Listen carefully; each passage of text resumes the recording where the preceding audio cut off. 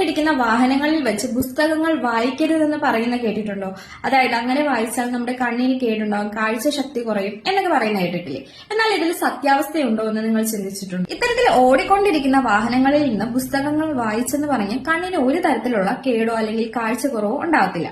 അതിനുള്ള ഒരു എവിഡൻസും ഇതുവരെ ഉണ്ടായിട്ടില്ല.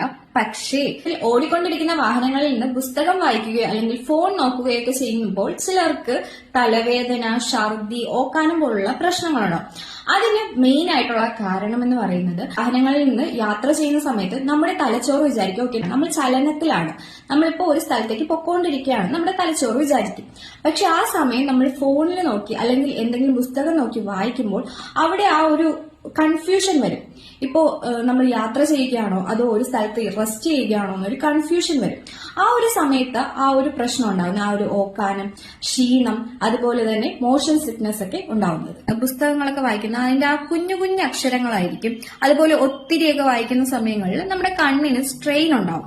ആ ഒരു സ്ട്രെയിൻ നമ്മുടെ തലവേദനയ്ക്ക് കാരണമാകും. നിങ്ങളുടെ കണ്ണിന്റെ സ്ട്രെയിൻ കുറയ്ക്കാനായിട്ട് 20-20-20 റൂൾ യൂസ് ചെയ്യാം. അതായത് 20 മിനിറ്റ്, ഓരോ 20 മിനിറ്റ് കൂടുമ്പോഴും 20 സെക്കൻഡ് മാത്രം 20 ഫീറ്റ് അകലത്തിൽ വെച്ച് നിങ്ങൾക്ക് എന്തെങ്കിലും നോക്കാം.